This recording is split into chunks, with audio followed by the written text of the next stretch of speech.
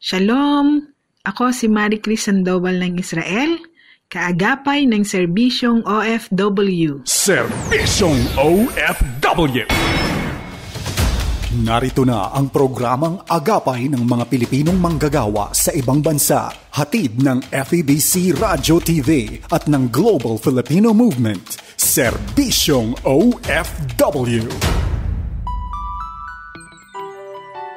Happy Friday, kaagapay. Ngayon ay October 22, another day sa taong 2021.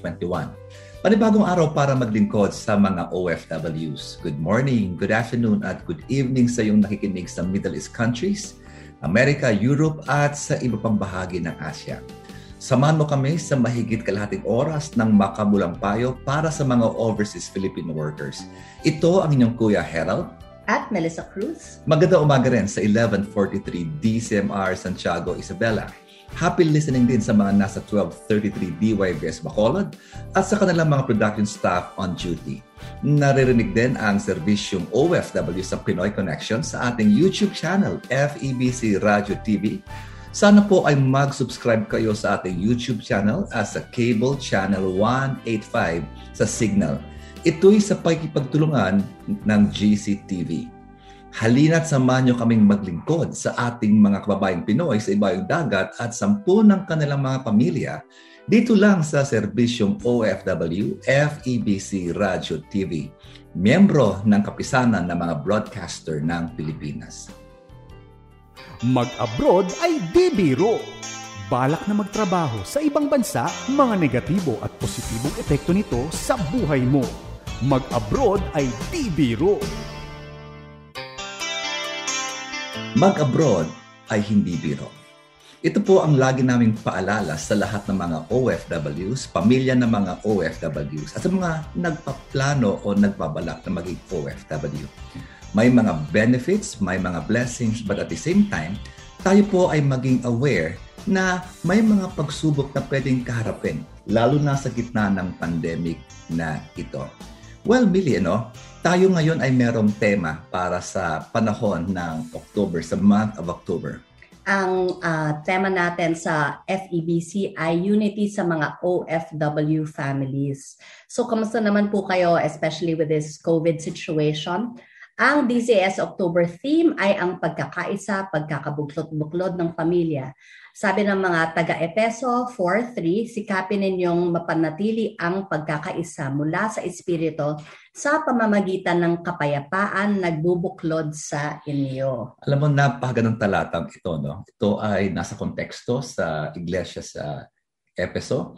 But at the same time, dapat ito ay applicable din sa mga Kristiyanong pamilya. And I believe that the first church ng mga Kristiyano ay kanilang domestic church, yung kanilang pamilya, that we should be able to show to the world na totoo ang mensahe ng pagiging Kristiyano, unity, forgiveness, grace and mercy, and it should be seen inside the home of our Christian families.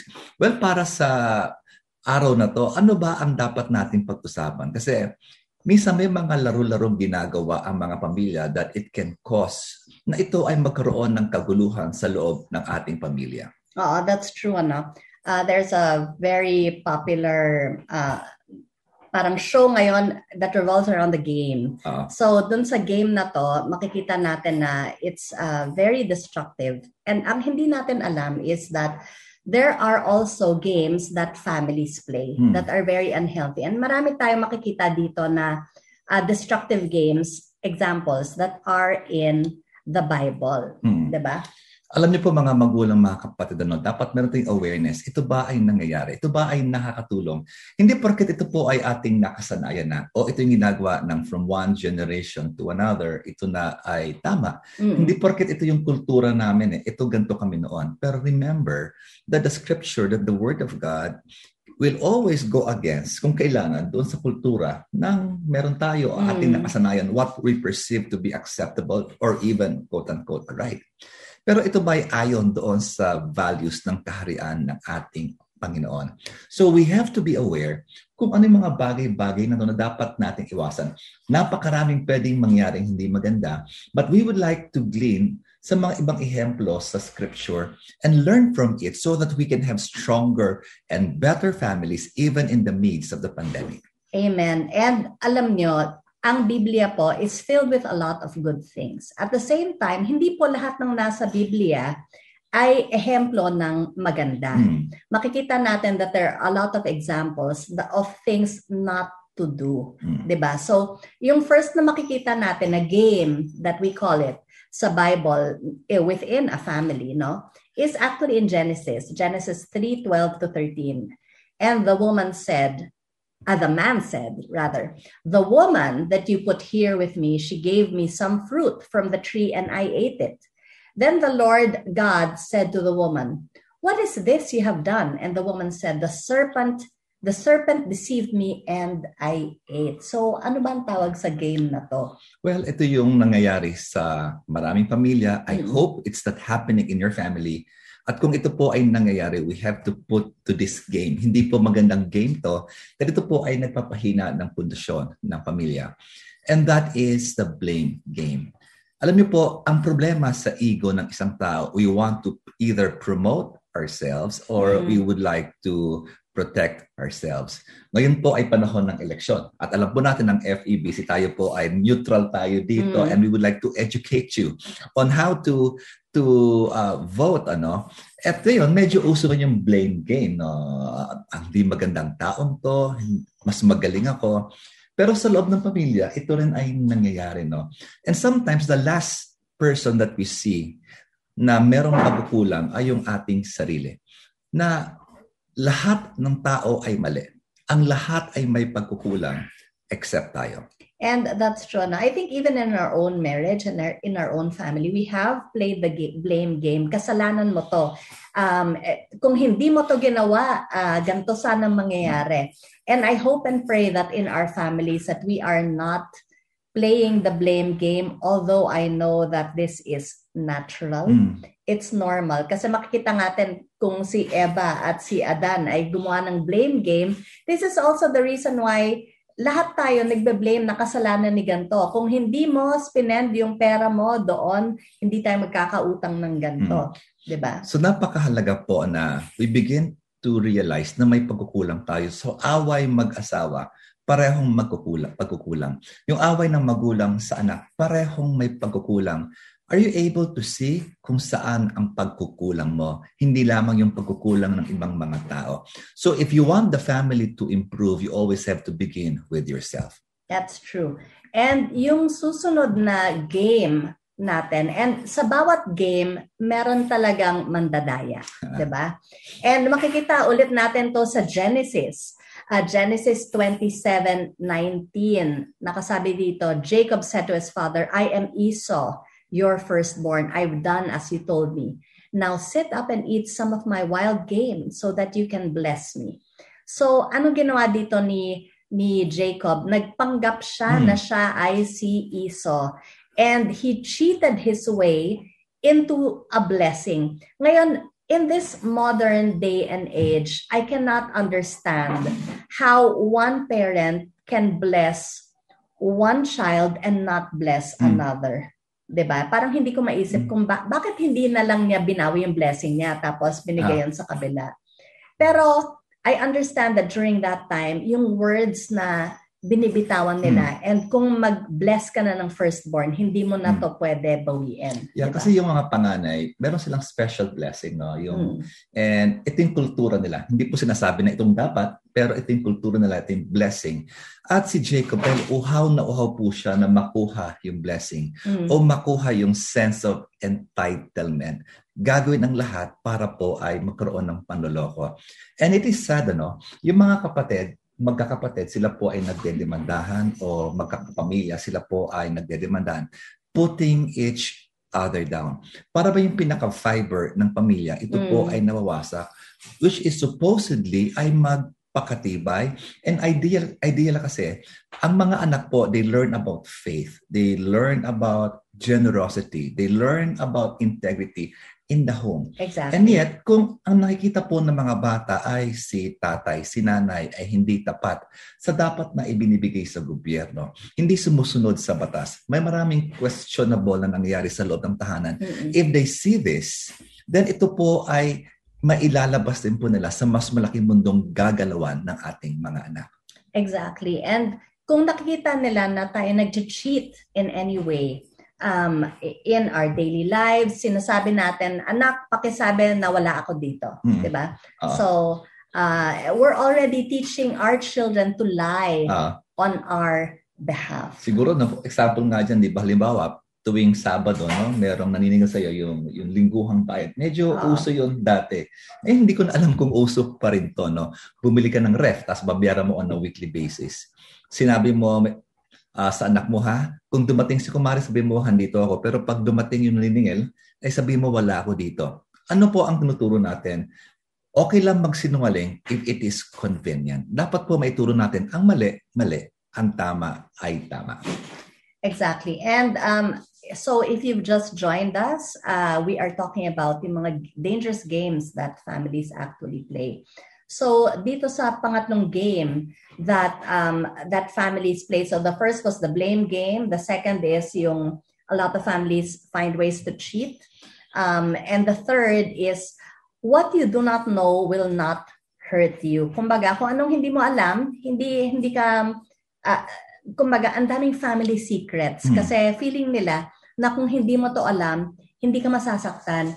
Ngayon, may kilala po kami na ang may trauma po siya nung bata siya. And yung trauma po niya nung bata siya, umabot po hanggang korte. And kinonvince po siya ng kanyang buong pamilya na it was all a dream because it happened to her when she was 5. Yeah, very young. Very young.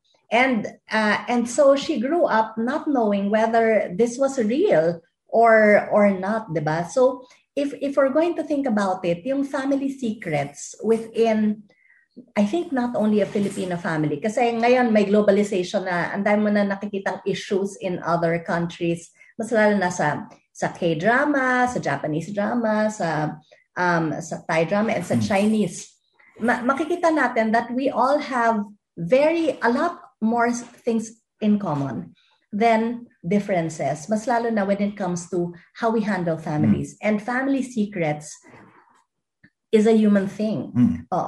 People would ask ni Millie, kung sila po ay mag-aampon o sila po ay mag-adapt ng isang anak, let's say maliit pa lamang, sanggol pa lamang, okay lang ba na hindi lang sabihin kasi baka masaktan siya. Pero alam niyo po, eventually, people will know. Ang anak po natin, sooner or later, ito po ay malalaman nila. Ang stand po namin ni Sister Millie, and we are very strong with this, and we have given counsel and advice to people to be honest at early on, to tell the children or the child na talagang siya ay adopted at may mga libro nga na you came from my heart, galing ka sa aking puso. Kasi kawawa naman yung bata, alam ng buong mundo, alam ng kapitbahay, alam ng buong pamilya na siya ay adopted except siya. At kung ito ay kanyang nalaman, he or she will feel that the whole world betrayed her. And it can affect yung kanyang tamang pagkatao, yung kanyang mental health. Or for example, dahil nagkaroon ng matinding pag-aaway ang mag-asawa at nagkahiwalay, sinasabi yung tatay niyo patay na, wala na, pero buhay pa pala. How come we cannot handle honesty? I know we mean well. We want to protect our children from the pain now. Baka po ang kapalit mas malaking pain in the future. So dapat po pag-isipan natin kung ano ang tama and let us not take the easy way out kung tayo po ay nais natin na lalong tumibay ang ating pamilya. Okay. And another example is, actually, siguro, we didn't get to mention yung verse dito sa what you don't know will not hurt you. No? It's Genesis 37. And this is when Joseph's brothers killed a goat and dipped Joseph's fancy coat in its blood. Tapos sinabi nila sa tatay, tignan nyo, namatay si Joseph. Diba? So, it also happens in the Bible na they hide things. They have family secrets. All of the brothers knew that Joseph was alive except the father. Siguro gusto ko idagdag, si Jacob is known to be a deceiver. doon sa next generation, nagpatuloy yung deception din sa kanyang pamilya. So let us be careful kung ano po ang mga tinuturo nating mga core values sa ating mga anak, dahil ito po ay magpapatuloy. And I hope and pray, kahit hindi po naging maganda ang inyong simula, and God can give us a new beginning. Ang maganda nga, pag tayo nakakilala sa Panginoon, let's say, hindi naging magandang takbo ng buhay mo, you made a lot of mistakes. Pero hindi ibig sabihin nun, it is too late for you to have a new beginning. Ang ating Panginoon can give you, your family, a new beginning.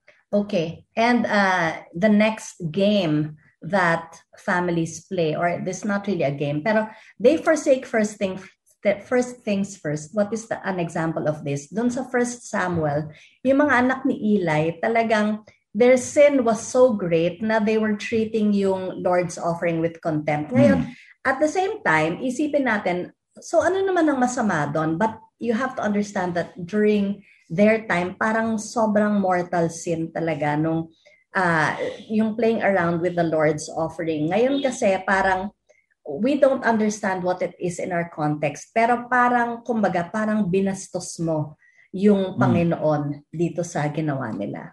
It's isa sa mga nakakalungkot dito, si Eli, siya ay isang lingkod ng Panginoon, high priest siya.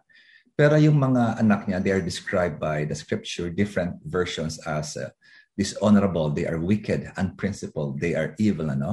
Tapos sa verse 17 of 1 Samuel chapter 2, the sins of the young men, referring doon sa anak ni Eli, si Hophni at ni Phinehas.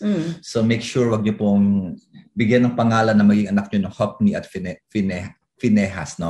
Sabi dito, the sin of the young men was very great. Was very great in the Lord's sight. Hindi lang sa mata ng tao, pero hindi katanggap-tanggap sa mata ng Diyos, for they were treating the Lord's offering with contempt. So sa mga magulang dyan, I would like to challenge you. Dapat po, if we are treating the people around us well, it should begin in our own home. At sa mga pastor, nakakalungkot na yung pinaka-magulong anak, undisciplined anak sa loob ng simbahan ay anak ng pastor. I think there has to be a change with that. If we are discipling the people around us, people in the church, we should begin with our own families. Ito po ang ating unang pamilya.